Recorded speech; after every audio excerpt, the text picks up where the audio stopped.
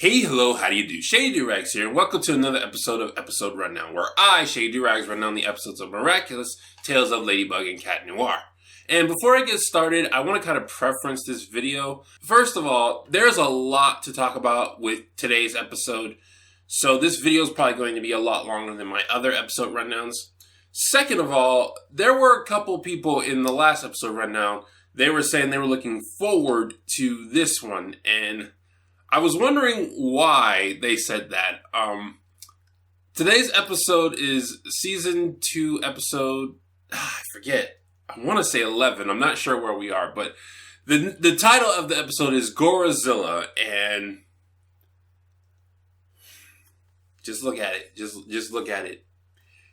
This episode, everything about this episode, just yes, everything about this episode. Take this episode, stretch it out into a show, and you will have a fantastic show.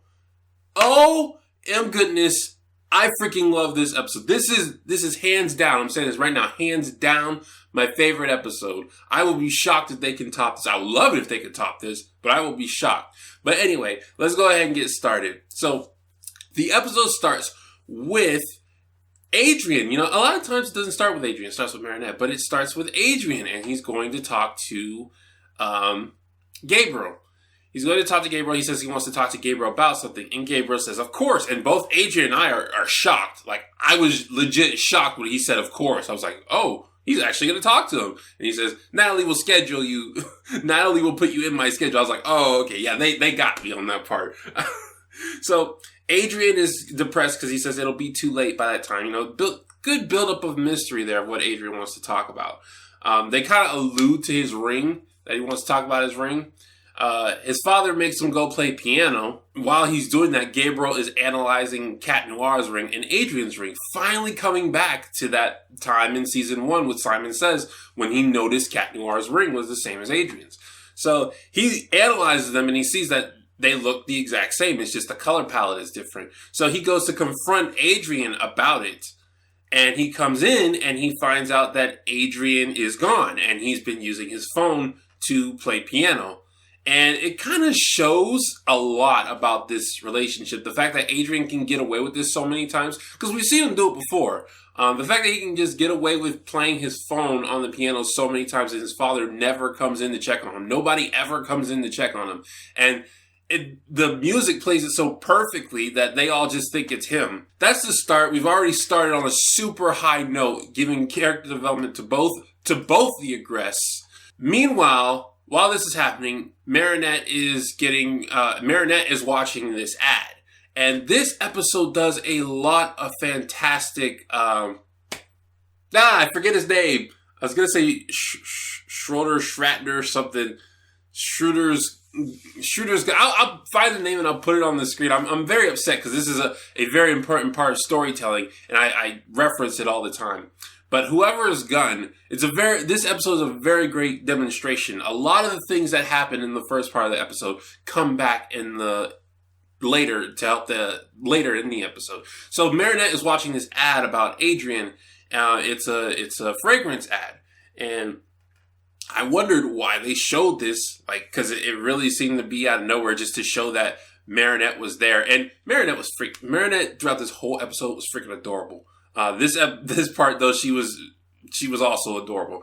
But the reason they showed that ad is because they had to showcase that Adrian was more famous than he already was. Because we already know Adrian is famous, but this ad for some reason pushed his fame levels to the point that if he's recognized in public, people will crowd around him. And that's very important to this episode, because if they hadn't had that ad in this episode, I would have just been asking the whole time, Adrian's already famous and he doesn't get surrounded like this. Why is it happening now? But it makes sense. So Gabriel, like I said, he goes to confront Adrian. He tells the bodyguard to go look for him. And it has just now occurred to me that the bodyguard does not have a name. They never call the bodyguard by his name in this episode. So Adrian goes out and he finds this other kid who's a huge fan of his. And his ad is everywhere. Like billboards and whatnot. It's It's everywhere. And it works within the universe because this is the same thing that happened with the Mime episode. This kid who is a fanboy of Adrian, he starts obsessing over him. He's got a cardboard cutout of Adrian. He's like, can you sign my cardboard cutout? He posts pictures of him and Adrian online. And this causes a chain reaction that gets people to swarm towards Adrian's location. Meanwhile, we go back to Marinette. She's supposed to be getting ready to go to the pool, but she got distracted by Adrian's ad. So she runs out in her pajamas, runs out to go to the pool. She tries to run back, bumps into Adrian. I'm like, this is perfect. This is such a perfect setup right here. Adrian needs help. Marinette can help him, but she's also in an embarrassing situation herself.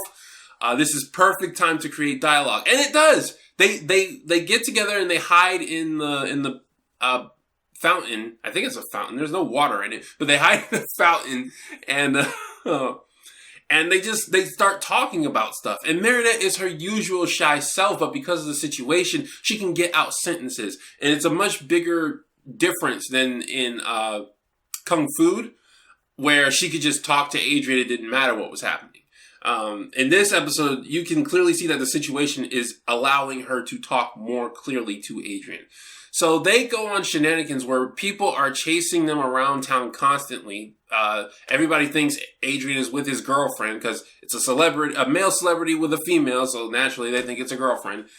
And Hawkmoth, or Gabriel, he sees this and he's like, well, this is actually a perfect opportunity to test to see if Adrian actually is Cat Noir.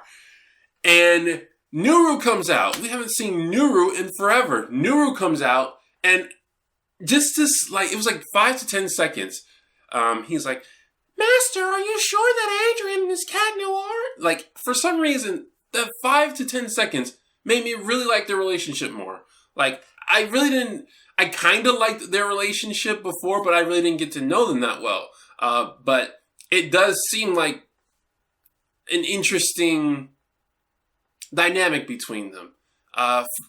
Because Nuru's not really rebellious. Nuru is very submissive, unlike, say, Plague, who's very rebellious against Adrian from time to time. And we finally get to see the Dark Wings Rise transformation.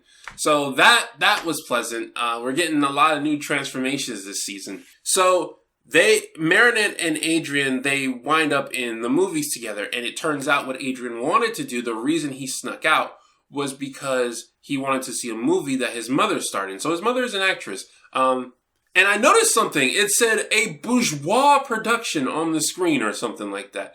And that makes me think, how close is the bourgeois family and the Agreste family? How close are they that the bourgeois family produced a film that starred Adrian's mother?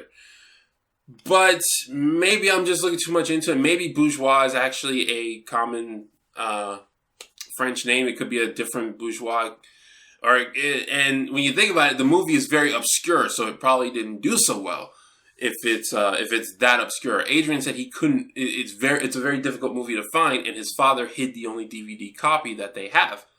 So they go to watch that movie, and this whole scenario is, to me, why I describe, like, I cannot relate to Marinette at all. I'm not a teenage girl. I've never been a teenage girl, and I don't ever plan on becoming a teenage girl. But I still feel for Marinette when she's going through these emotions, when she's embarrassed by Adrian, when she's listening to Adrian tell his stories. Like, I still connect with her because they've established her so well. This is the importance of establishing a character. Even if you can't relate to them, you understand the emotions they're going through because you understand the character. And it works with Adrian in this episode because Adrian is getting a lot of development. I know how Adrian feels about his mother. He feels longing but distant, like he wanted to know her more. So I don't know when his mother disappeared or whatever, but he clearly didn't get a lot of time to know her, and he misses her. So that was fascinating. Meanwhile, Hawkmoth, there's one thing I want to note.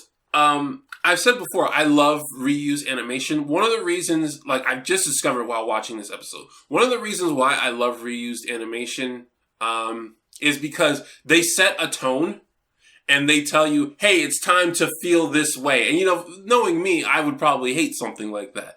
But because that comes up, because you know it's time to feel that way, it can create an interesting emotion. For example, something pleasant can be happening, and then suddenly Hawkmoth is standing in front of the window and it's opening. That means you know something bad is about to happen. You need to be scared. So it creates an interesting atmosphere when something pleasant is happening, and then suddenly they show Hawkmoth opening the window, which I think is probably my favorite repeated animation in the show. Hawkmoth standing in front of that window and it opens. But meanwhile, Adrian's bodyguard is trying to look for him, and he's getting more and more frustrated. And Hawkmoth sees an opportunity to test out whether Adrian is Cat Noir. So he intentionally gets the bodyguard even more frustrated. You know, he's the bodyguard's boss. He intentionally gets him more frustrated, and then he sends an Akuma after him. And the bodyguard becomes Gorizilla. This is like the second time they've made the joke that he's a gorilla. Oh, I almost forgot. There was this one part. I really wanted to mention it. There's this one part where Adrian is trying to flee from these people, and they show this little girl. This little girl is clearly, I can't remember her name. The puppeteer. I can't remember her name for some reason. But she's clearly the girl who played the puppeteer. They have this model for a little kid, and they use it all the time. And I'm like, okay, they have limited assets. They recycle them as long as they don't focus on them. Because I've seen this model before with different hair color, different skin color. I'm like, as long as they don't focus in on it, nobody will notice. In this episode, they put the girl directly in front of a camera. It's like everybody's gonna know that's the puppeteer, just differently colored. But anyway, going back to what I was saying. Jeez, my throat.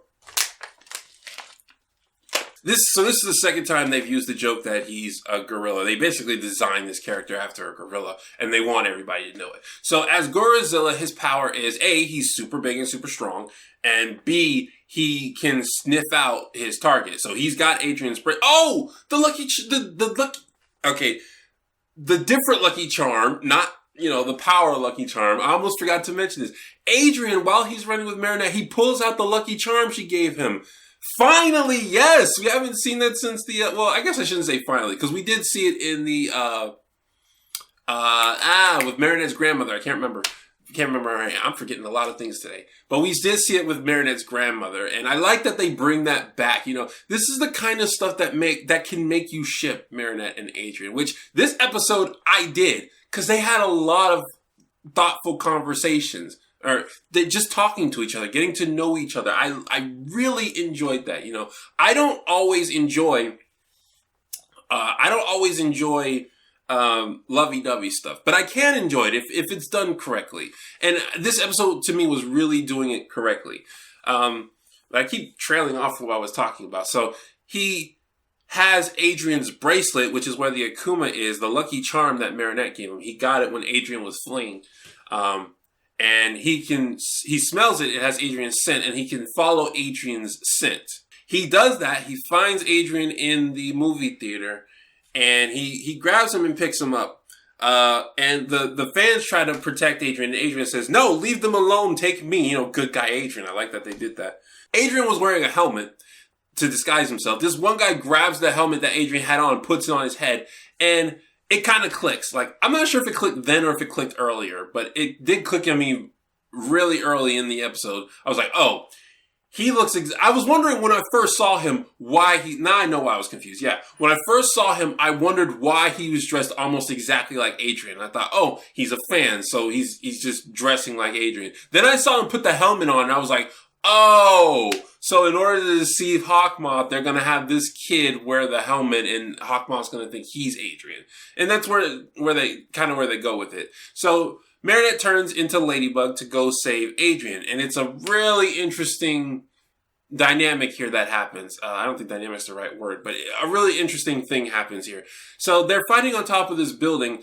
Ladybug does the Lucky Charm, and it's a helicopter. And the helicopter, she uses it to... It's weird because the helicopter she gets, and then she uses it to free herself. Like, she wasn't trapped when she did the Lucky Charm. But then immediately after, she uses it to free herself. Like, she was already free. The only reason she got trapped was because she was distracted by the helicopter. But I know why they did it. They had to make Ladybug use the Lucky Charm so that she will be turning into Marinette soon, because it comes into play later. So she uses the helicopter to free herself and to distract Gorizilla. And then they have this really cool shot of her running into the building so that she can get really good leverage on her yo-yo rope. I'm not sure it would matter considering the strength of the yo-yo rope and the strength of Ladybug when she pulls it, but whatever. It was a cool shot, you know.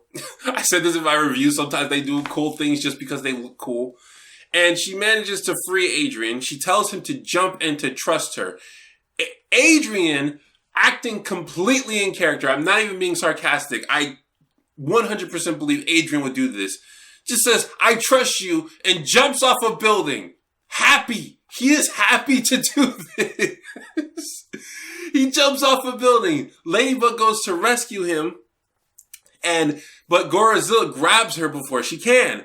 So Plag's telling Adrian, "You better turn into Cat Noir or you're going to be in big trouble." Adrian says, "I can't do it out here in the open. I'll reveal my secret identity." Again, Plag does not care if Adrian reveals his secret identity. Like, it's really weird because in Origins, he was like, "Oh, the rules are you can't tell anybody about me." But then out here, and pretty much in every other episode, like, he's telling Adrian, "You should reveal your secret identity. You should do what you want. You should do what's best for you." So I find that kind of weird, but at the same time, not. Maybe I can justify it in my head as Plag knows the rules. So when he first came out, he said them, but then later on, he doesn't really care about the rules as much as Tiki does. He just thinks that Adrian should do what's best for him. So Adrian doesn't turn into Cat Noir, and this was like the best part of the episode. Because I'm wondering, like, how much danger is Hawkmoth willing to put his kid in? Because he has shown that he cares about Adrian. He legit does care about Adrian. Hawkmoth has this worried look on his face. He says, "Son, if you are Cat Noir, please transform." And he has to struggle. He has to make this choice. Risk Adrian's life, falling to his death, or let Ladybug go. And he chooses to let Ladybug go. And I love it. I love it. That's such good character development. It wasn't instantaneous. It wasn't like, "Oh, I'll do anything for my son." He struggled with it. He sat there and struggled. He's like, "Please save yourself so I can justify my actions. Please save yourself." Adrian didn't do it. He struggled and he was like, "Okay, I can't. This is too far." And he let Ladybug go. That's good. That's fantastic character development. Yes to that. Yes to all of that. So Ladybug saves Adrian in a very dramatically romantic way. Like, she's got her leg up and everything. I mean, it's for balance, obviously, and securing him, you know, because she's the one holding him, so securing his body. But still, when I saw them come down, I just saw more of a romantic gesture. So so she says, Cat Noir will be here soon. And geez Louise, she is extremely trusting of Cat Noir in this episode. But it doesn't, to me, feel forced, because there are other times where Ladybug has said, "I trust you, Cat Noir. I do trust Cat Noir." You know, she said that a couple of times. And I appreciate it because I have constantly complained. That Ladybug is often treated like the superhero, and Cat Noir is treated like a sidekick. So I'm loving in this episode that she does need Cat Noir. And they're not just saying it. They're not just saying, "Well, Ladybug and Cat Noir need each other." No, they are showing how Ladybug cannot defeat this thing by herself. And that she trusts Cat Noir will come in and help. So the fanboy comes back and he says he wants to help. Ladybug does the responsible thing and tells the civilian, "No, go get somewhere safe." You know, because he doesn't really have a plan. This would be different if it was a cop or somebody who's supposed to deal with these situations. This is a civilian. And he says, "Oh, okay." And he starts to run off. But as Ladybug leaves, he comes back. And I like that. I like that they show the virtues of people who aren't superheroes. I've said this time and time again that they should showcase the good aspects of people who aren't superheroes, whether they be authority figures or civilians. The superheroes shouldn't really be getting civilians involved in dangerous stuff unnecessarily. unnecessarily. If the superhero needs help, then it's like, yeah. But if a civilian just wants to help and they don't really have a good idea, then yeah, they should say, no, get somewhere safe. I'll deal with this. But they still showcasing that the civilians have good attributes to assist is a really good thing. It shows that it's not just about the superheroes. So this kid, what he does is he goes to the gorilla and he sprays his face with the Adrian fragrance. There you go. He sprays the Adrian fragrance. Again, so many things came back. Like the Adrian ad now comes back because the Gorizilla, like the guy says, haha, now you can't smell out Adrian.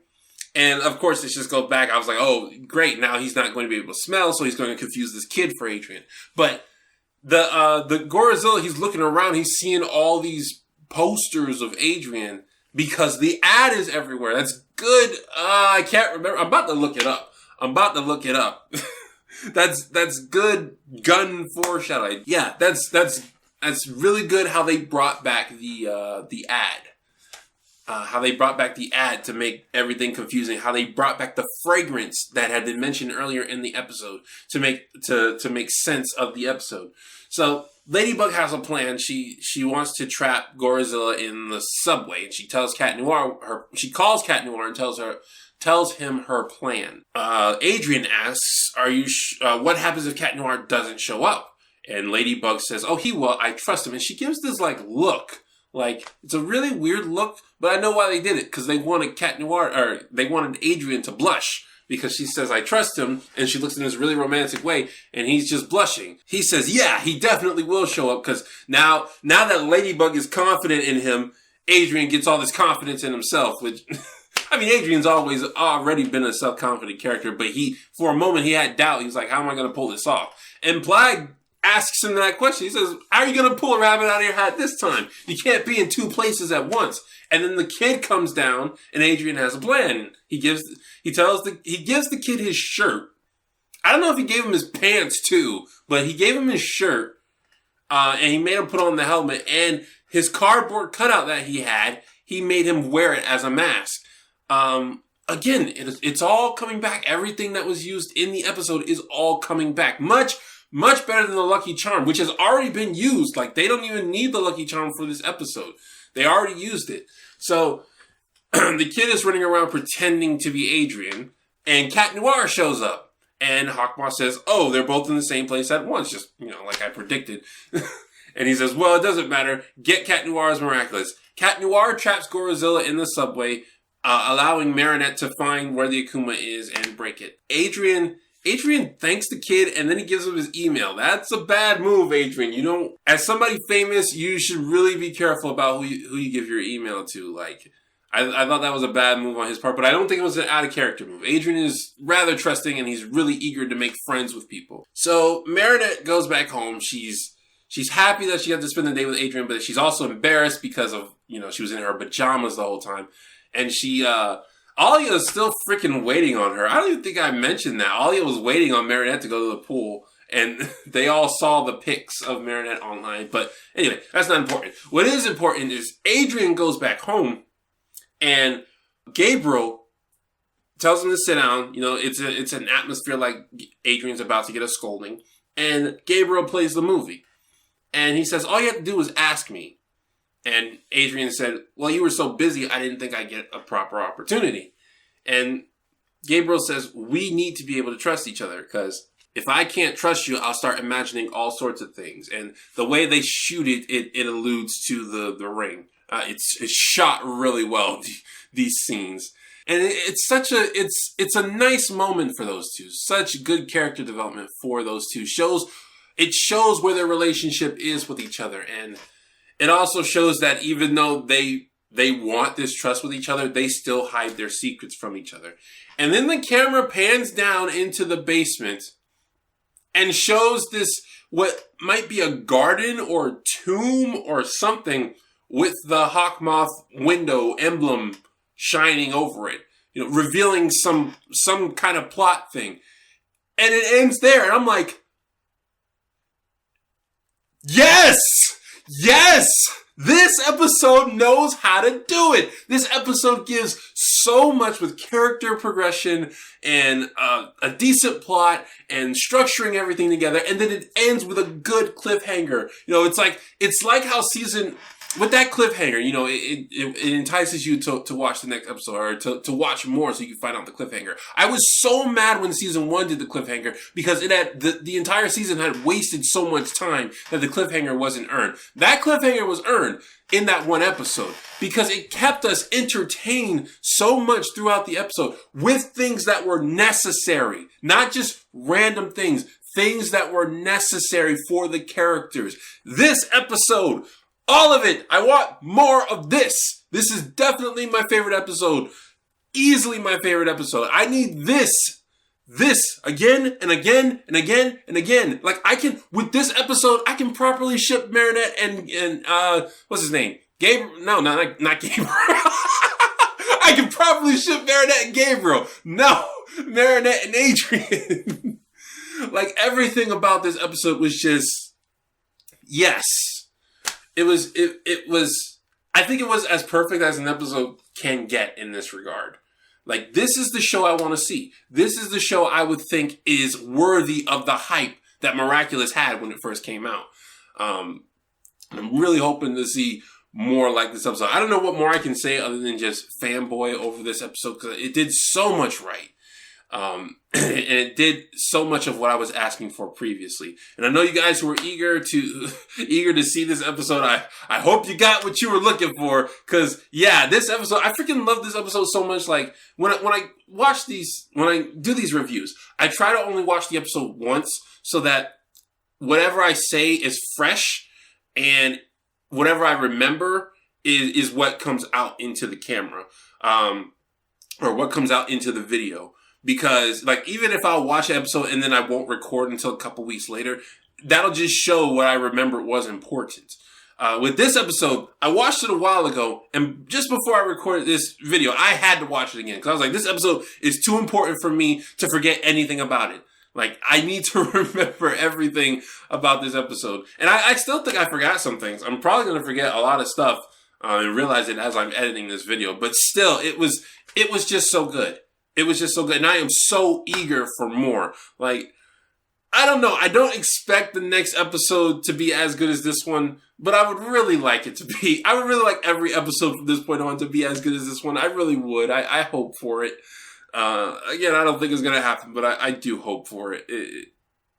Anyway, let's end the video. We get it, Shady. You really like the episode. You really like it. All right, you guys. I will see you guys. I will see you guys next time for whatever episode it is. This has been Shady Doorags. So long. Farewell. Have me to say. Goodbye.